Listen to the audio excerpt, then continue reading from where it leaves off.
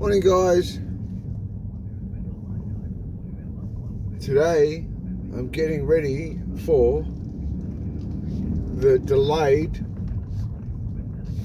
podcast on the expense that went in to Operation Harass Michael Califf for daring to question the all things law and order in Victoria. I actually feel sick at it when I see ridiculousness that is all things Victorian law and order. The 300,000 outstanding crimes, and they write last year's off, I heard. Oh God.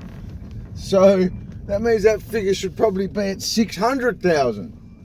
Then you've got that. You've got Tony Mockbell, one of the biggest drug dealer, importer, manufacturers Victoria has ever seen, walking free after costing the Victorian taxpayer ridiculous amounts directly related to the same Neanderthal rock ape ego-driven nonsense that still exists in Victoria and all things Victorian law and order today. Why does it still exist? And why am I even here doing this? Aside the fact that women, children and elderly are dying at increasing levels, because I'll tell you why it still exists.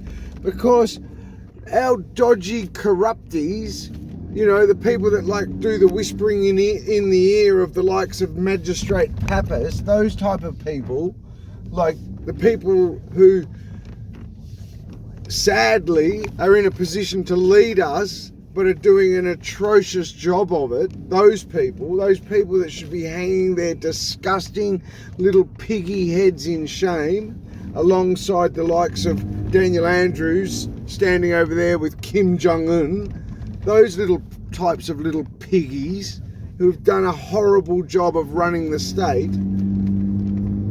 Because those people, you know the type, the really disgusting type. You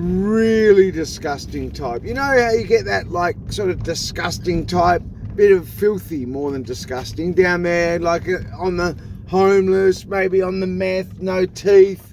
They're disgusting. Got dirty, filthy. Well, these are the really disgusting people. You know why they're so disgusting?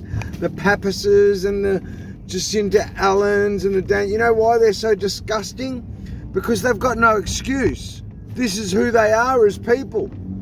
They're that disgusting human beings. They won't even let things like a 2007 OPI investigation run its course because it might do them out of a job. It might expose them. That's how disgusting things are in Victoria. And that is why decent, brave, hard-working people, Victorians, thanks to the Neanderthal rock ape things like the homicide squad and the rotten culture that exists in Victoria Police, for example, the rotten culture that exists in the Neanderthal-like Corrections Victoria that Jacinta Allen has so much faith in, you know, she's got all the faith in the world, but hang on, what, you mean you got faith in the organisation that was running a $1.1 billion prison for nearly 3 years with not one I think they had three, we'll just say no inmates in it,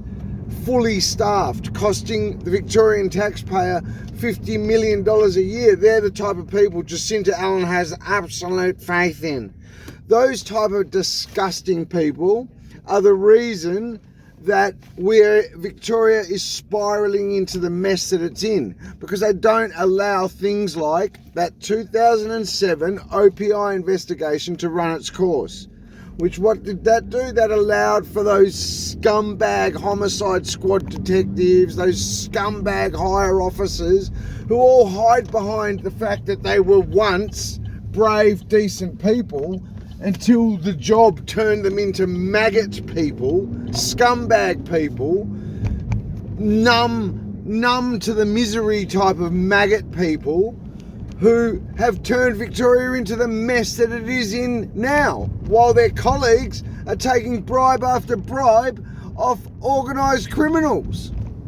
Sickening is an understatement. Stay tuned for my podcast later, guys. I'm doing a bit of a longer one on YouTube. See ya.